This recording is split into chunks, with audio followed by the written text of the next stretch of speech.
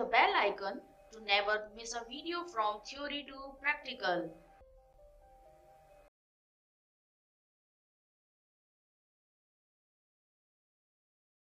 Hello दोस्तों, कैसे हैं आप लोग?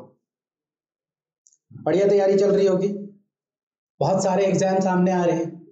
तो जैसा कि हम लोगों ने अभी देखा कि असिस्टेंट लोको पायलट के आंसर कीज आ गई हैं, रिस्पॉन्स शीट आ गई है और आप लोगों ने अपने मार्क्स भी जोड़ लिए होंगे।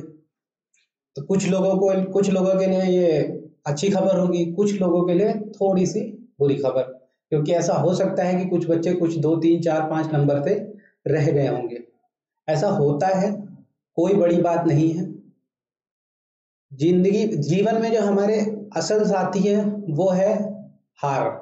हम हारते हैं तो बहुत कुछ सीखते हैं, हम जीतते हैं तो हमको सिर्फ एक उपलब्धि मिलती है, और जब हम हारते हैं तो वो हमको ज़्यादा चीज़ें सिखाती हैं। तो इसलिए निराश होने की ज़रूरत नहीं है। आगे अभी बहुत सारी वैकेंसीज आ रही हैं एनटीपीसी की। 1 लाख के लगभग वैकेंसी अभी आ जाएगी, आने ही वाली है, शायद आ भी गई होगी।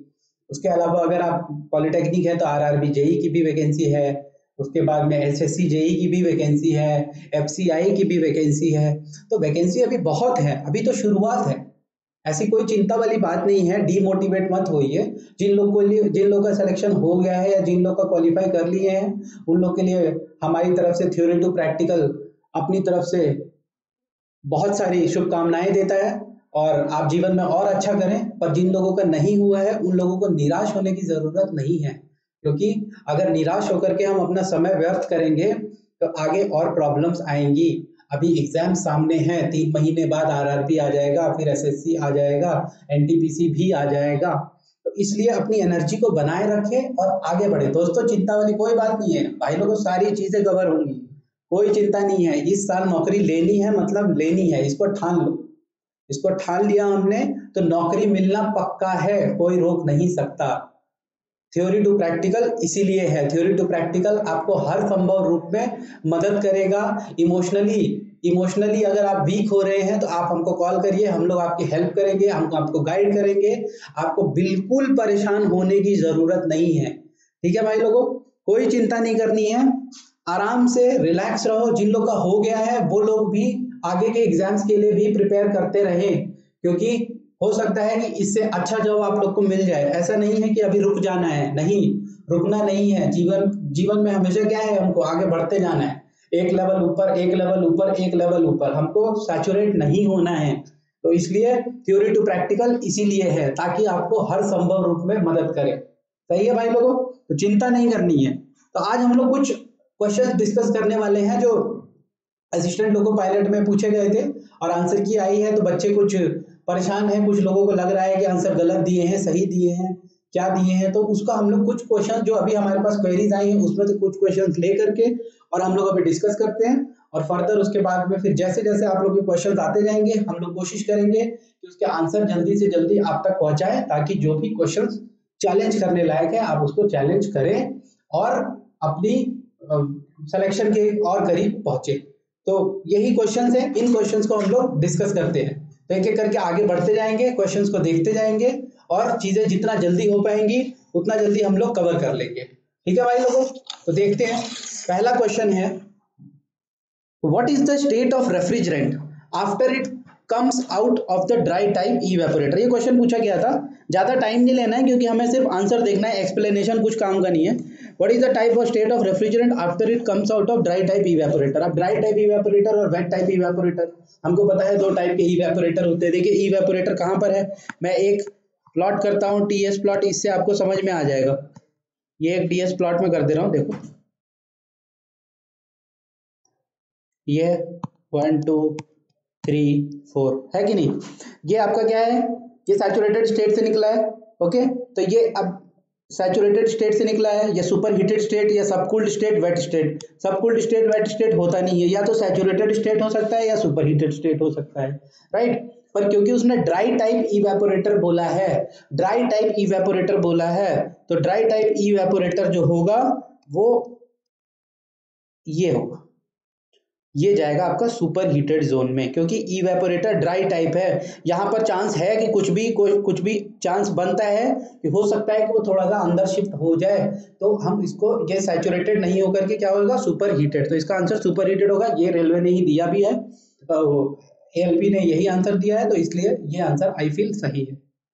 दूसरा क्वेश्चन है कि the change in state from ice to water is accompanied by, ये क्वेश्चन का जो आंसर है ये मेरे को फील होता है कि हम इसे चैलेंज कर सकते हैं। क्यों? क्योंकि इन्होंने जो आंसर दिया है वो दिया है increase in temperature, increase in temperature. But अगर मैं क्वेश्चन के हिसाब से चलूं कि ये आइस है और ये वाटर है, तो आइस से वाटर बन रहा है, क्या बन रहा है, आइस से वाटर, तो यहां पर क्या होगा, फेस चेंज, यहां पर क्या होगा, फेस चेंज।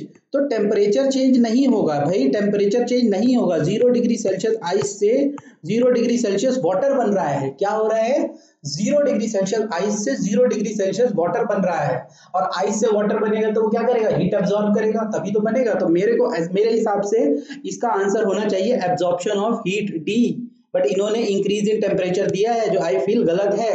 तो जिन जिन के सेट में ये क्वेश्चन है, मैं बोलता हूं इसको आप लोग चैलेंज कर सकते हैं और ये आंसर आप लोग का सही होना चाहिए। चलिए नेक्स्ट क्वेश्चन की तरफ बढ़ते हैं भाई लोगों। Point angle of twist drill, point angle of twist drill direct theory to practical में सर ने पढ़ाया था पहले भी। Point angle of twist drill मतलब डायरेक्ट क्वेश्चन है, ये डायरेक्ट फॉर्मूला है, 50 डायरेक्ट क्वेश्चन है, 59 डिग्री एंगल होता है और इंक्लूडेड एंगल अगर ले लेते हैं तो वो 118 डिग्री होता है। कितना होता है, 118 डिग्री। तो इसका आंसर कितना है, 118 degree. Point angle of twist drill, इसमें ज्यादा दोस्तों कुछ सोचने वाली बात नहीं है, ठीक है।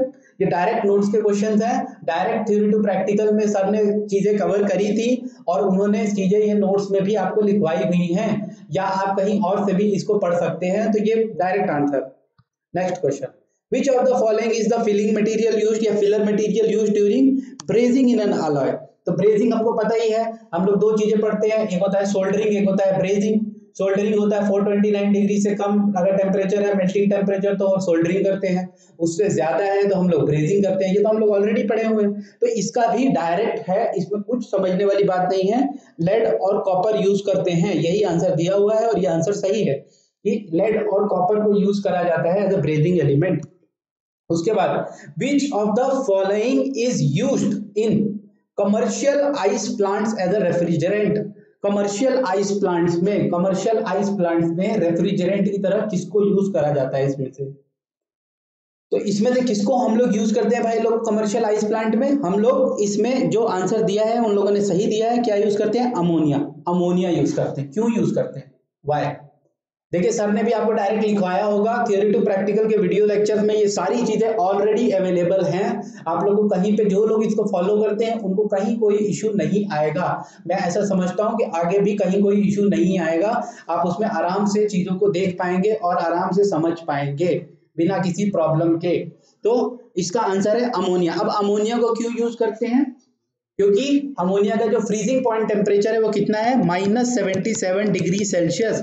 तो वो इतने कम टेम्परेचर पर फ्रीज होता है, इसलिए हम लोग कमर्शियल आइस प्लांट्स में अमोनिया को यूज करते हैं। क्योंकि देखो भाई, कमर्शियल आइस प्लांट का मतलब क्या है भाई लोग, कमर्शियल आइस प्लांट का मतलब क्या है कि मतलब जहां पे भाई बड़े बड़े, बहुत बड़ा प्लांट है जो आइस मैन्युफैक्चर, आइस प्रोड्यूस कर रहा है, आइस प्रोडक्शन हो रहा है वहां पर, तो वहां पर हमको ऐसा ही वर्किंग फ्लूइड चाहिए या एक ऐसा ही रेफ्रिजरेंट चाहिए जो उतने टेम्परेचर पर उतनी हीट को एब्जॉर्ब कर पाए और वो फ्रीज ना हो, मतलब उतना हीट में वो फ्रीज ना हो। इसका मतलब क्या है कि वो अमोनिया जो है, क्योंकि -77 डिग्री पर यूज, आप पानी को यूज करो 0 डिग्री पर फ्रीज हो जाएगा, पूरा सिस्टम ही खराब कर देगा। तो इसलिए -77 डिग्री वाला अमोनिया ही यूज करते हैं। ये आंसर इन्होंने सही दिया है, इसको चैलेंज नहीं करना है।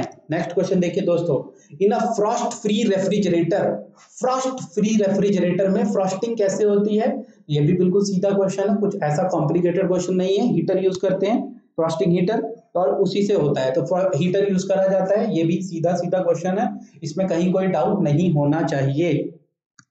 Next question, which component is used to liquidate refrigerant in the deep freezer? तो लिक्विडेट कौन करता है? लिक्विडेट देखोगे कंडेंसर, पहले नीचे होता है इवेपोरेटर, उसके बाद होता है कंप्रेसर, उसके बाद होता है कंडेंसर और होता है एक्सपेंशन। तो कंडेंसर का काम क्या है? उसको लिक्विफाई करता है, लिक्विडेट करता है। कंडेंसर क्या करता है? लिक्विडेट करता है। तो ये भी आंसर निर्भय ने सही दिया है। जिन जिन लोगों ने कंडेंसर मार्क करा है उन लोगों का ये सही है।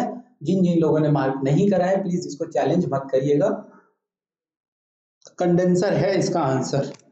Next question, oil separator is placed between. Oil separator कहां यूज लगाया जाता है? तो एक फिर से मैं डायग्राम बना देता हूं, देखो प्लॉट कर देता हूं, आपको समझ में आ जाएगा तुरंत। 1 2 3 4 देखो भाई समझो, यहां पर लगता है सेंसिंग बल्ब। क्या लगता है यहां पर? Sensing bulb. और यहां पर लगता है आपका ऑयल सेपरेटर। क्या लगता है? Oil separator. ऑयल सेपरेटर, ठीक है। ऑयल सेपरेटर हमेशा कहां पे लगाया जाता है? कंडेंसर और कंप्रेसर के बीच में। ऑयल सेपरेटर कहां पे लगाते हैं दोस्तों? कंडेंसर और कंप्रेसर के बीच में। तो कंप्रेसर जहां खत्म होता है और जहां से कंडेंसर शुरू होता है उसके बीच में हम लोग लगाते हैं ऑयल सेपरेटर। ऑयल सेपरेटर का काम क्या है कि ऑयल सेपरेटर वहां यूज नहीं करेंगे जहां पर ऑयल इमिसिबल है या जहां पर ऑयल लुब्रिकेंट मिसिबल है। जहां पर ये पार्शियली मिसिबल होते हैं, जहां पर ये दोस्तों पार्शियली मिसिबल होते हैं, वहां पर ऑयल सेपरेटर बहुत जरूरी हो जाता है। ठीक है, ऑयल सेपरेटर कहां पर इंट्रोड्यूस करा जाता है? हमेशा कंडेंसर और कंप्रेसर के बीच में। कंप्रेसर और कंडेंसर के बीच में यूज करते हैं हम लोग ऑयल सेपरेटर। सेंसिंग बल्ब हमेशा यूज करते हैं कहां पर? इवेपोरेटर और कंप्रेसर के बीच में हमेशा सेंसिंग बल्ब यूज करा जाता है। ठीक है, तो इसका आंसर है कंप्रेसर एंड कंडेंसर। ये भी आंसर वही दिया गया है, प्लीज इसको चैलेंज मत करिएगा। जिन्होंने इसको मार्क करा है बहुत अच्छी बात है, जिन्होंने नहीं करा है उसको छोड़ दीजिए। Next question, which of the following rejects heat in a refrigeration cycle? सारे के सारे लेक्चर्स में, वीडियो लेक्चर्स में बहुत ही अच्छी तरीके से कवर करी गई ये चीज है। बहुत ही अच्छा सर ने पढ़ाया है और बहुत ही अच्छा सर ने चीजों को कवर करा है। अब देखेंगे कि बहुत ही सिंपल सा है ये तो क्वेश्चन, खैर कि इसमें कुछ करना ही नहीं है। यही वो प्लॉट है जो अभी हम लोग बना रहे थे। 1 2 3 4 ये इवेपोरेटर है। इवेपोरेटर का काम क्या है? हीट एब्जॉर्ब करना। इवेपोरेटर का काम क्या है? हीट एब्जॉर्ब करना। ठीक है, तो वो हीट एब्जॉर्ब करेगा, यहां से वो हीट एब्जॉर्ब करेगा। ठीक है, और कंडेंसर का काम क्या है? कंडेंसर का ये है इवेपोरेटर, ये है आपका कंप्रेसर। कंप्रेसर ने प्रेशर राइज करा, कंप्रेसर ने प्रेशर राइज करा। कंडेंसर ने क्या करा? कंडेंसर ने क्या करा? हीट रिजेक्ट करा। कंडेंसर ने क्या करा? हीट रिजेक्ट करा। तो क्वेश्चन में यही पूछा है कि हीट किसने रिजेक्ट करा है? तो रिजेक्ट किसने करा है भाई लोगों? बोलो। कंडेंसर ने। किसने करा है? कंडेंसर ने। तो कंडेंसर ने क्या करा? हीट रिजेक्ट करा। ये दोनों हीट एक्सचेंजर है ना, इवेपोरेटर और कंडेंसर। इवेपोरेटर यहां लगा है, कंडेंसर यहां लगा है। इसने क्या करा? यहां से हीट एब्जॉर्ब करा और इसने यहां से कंप्रेसर को दिया और कंप्रेसर से आया कंडेंसर, कंडेंसर ने हीट यहां से रिजेक्ट करा। तो इसने बोला है हीट रिजेक्ट किसने करा है? तो कंडेंसर ने। तो इसका आंसर है कंडेंसर, यही दिया हुआ। प्लीज इसको चैलेंज मत करना। Next question, which of the following is related to refrigeration cycle cleaning? Refrigeration cycle cleaning, cleaning कौन सा है इनमें से? Chemical cleaning. कौन सा है भाई लोगों? Chemical cleaning. कौन सा है? Chemical cleaning. ये तो क्वेश्चन सिंपल ही है। फिजिकल क्लीनिंग रेफ्रिजरेशन साइकिल में नहीं चाहिए, मैकेनिकल क्लीनिंग की जरूरत नहीं है, आउटर क्लीनिंग तो ये प्रोसेस का हिस्सा नहीं है, इररिलेवेंट है क्वेश्चन के साथ। तो क्वेश्चन के साथ जो मैच कर रहा है वो भाई लोगों क्या है? Chemical cleaning. बात समझ में आती है? Next question, what does condenser reduce? ये चैलेंजिंग क्वेश्चन है क्योंकि ये कई जगहों पे ये मैंने देखा कि आंसर में दिया है टेम्परेचर एंड प्रेशर, बट आप अगर देखेंगे तो मैं एक टीएस प्लॉट करूंगा, इससे आपको समझ में आएगा। देखिए मैं एक टेम्परेचर एंट्रोपी प्लॉट बनाता हूं और ये गया ऐसे, ये ऐसे, ये ऐसे, ये ऐसे, ऐसे 1 2 3 4। अब अगर हम समझेंगे तो टीएस प्लॉट में जो ये टेम्परेचर लाइन है ना, ये ये वाला, ये क्या है, ये कांस्टेंट प्रेशर लाइन, ये क्या है, कांस्टेंट प्रेशर है, ये कांस्टेंट प्रेशर है भाई लोगों, कांस्टेंट प्रेशर है।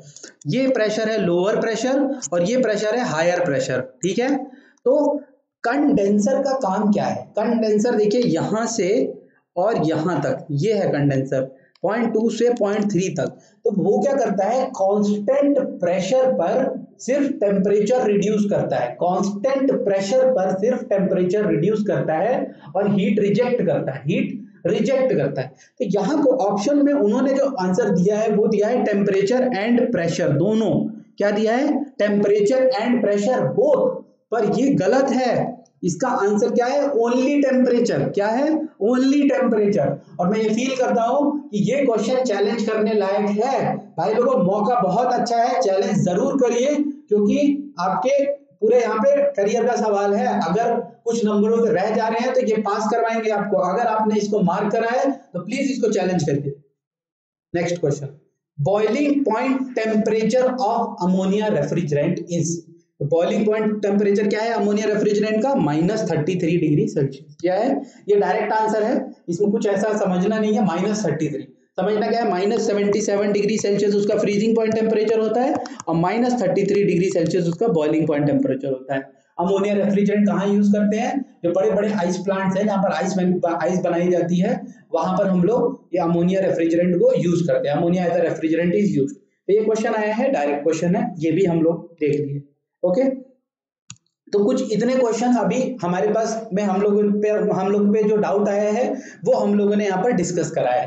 फर्दर आपके जो भी डाउट्स हैं आप थ्योरी टू प्रैक्टिकल की साइट पे जाकर के वहां पर देख लीजिए, व्हाट्सएप नंबर है उस पर डाल दीजिए या कमेंट सेक्शन में डाल दीजिए। हम लोग जल्दी से जल्दी उन डाउट्स को क्लियर करेंगे ताकि चैलेंज टाइम से पहले जो भी क्वेश्चन है हम उनको रिजॉल्व कर पाए और वो आप लोगों के लिए बहुत अच्छा हो। ठीक है भाई लोगों, तो इसलिए कहीं से कोई कमी मत करना, कहीं पे कोई भी डाउट है तो प्लीज आप feel free to contact us, हमारा कांटेक्ट नंबर है, आप उस पर बात करिए, वो आपको मदद करेंगे हर संभव रूप में। और जो भी हमको जैसे जैसे क्वेश्चंस और मिलते जाएंगे, जहां जहां पे बच्चों को थोड़ा डाउट लग रहा है तो हम लोग उसको जल्दी से जल्दी रिजॉल्व करने की कोशिश करेंगे। हाँ, ऐसा वादा नहीं कर सकते कि सारे क्वेश्चन हम रिजॉल्व कर पाएंगे, बट जितने ज्यादा क्वेश्चन हम कर पाएंगे उतना अच्छा रहेगा। ठीक है, तो अभी के लिए फिलहाल इतना ही, बाकी थ्योरी टू प्रैक्टिकल आपकी मदद करने के लिए हर संभव रूप में तैयार है। You feel free to contact us, हमारी मेल आईडी पे कांटेक्ट कर लीजिए या हमारे कांटेक्ट नंबर पर आप कांटेक्ट कर लीजिए और हम आपको पूर्ण रूप से मदद करेंगे। तो इसमें से जो क्वेश्चंस मैंने चैलेंज करने लायक थे वो बताए हैं, प्लीज जिन जिन के सेट में हैं वो लोग चैलेंज कर दीजिए। बाकी जितनी चीजें हैं वो थ्योरी टू प्रैक्टिकल के वीडियो लेक्चर्स में सर ने बहुत अच्छी तरीके से पढ़ाई हैं, हर चीज को बहुत ही सिंपल वे में कवर करा है। तो आप थ्योरी टू प्रैक्टिकल को फॉलो करिए ताकि आगे के लिए कहीं कोई इश्यू ना आए। आगे बहुत सारे एग्जाम आ रहे हैं, डोंट फील डीमोटिवेटेड। ऐसा नहीं है कि एग्जाम नहीं निकला तो कुछ नहीं होगा, ऐसा नहीं है, जिंदगी रुकेगी नहीं, कुछ ना कुछ तो कर ही लेंगे भैया। अगर आप कूद गए हैं दरिया में तो दरिया पार कर ही लेंगे। आप उन हजार लाख लोगों से बहुत अच्छे हैं जो अभी तक इस दरिया में कूद ही नहीं पाए, जो डर के रुक गए। आप तो कूद चुके हैं तो दरिया पार होगी ही होगी, बिल्कुल चिंता नहीं करनी है भाई लोगों, बहुत बढ़िया से होगा। यहाँ नहीं कहीं और, कहीं ना कहीं भगवान ने कुछ और अच्छा लिखा होगा और जिनका हो गया है उनके लिए all the best from theory to practical. आप लोग अपने करियर में आगे बहुत अच्छा करें और रुकना नहीं है, अभी बहुत सारी वैकेंसीज आ रही हैं, उन सब की भी तैयारी करते जानी है। और जो भी डाउट्स है भाई लोगों आप कांटेक्ट करो थ्योरी टू प्रैक्टिकल, हम लोग हर रूप में आपकी मदद करेंगे। ठीक है, तो आज के लिए फिलहाल इतना ही। Thank you, have a nice day.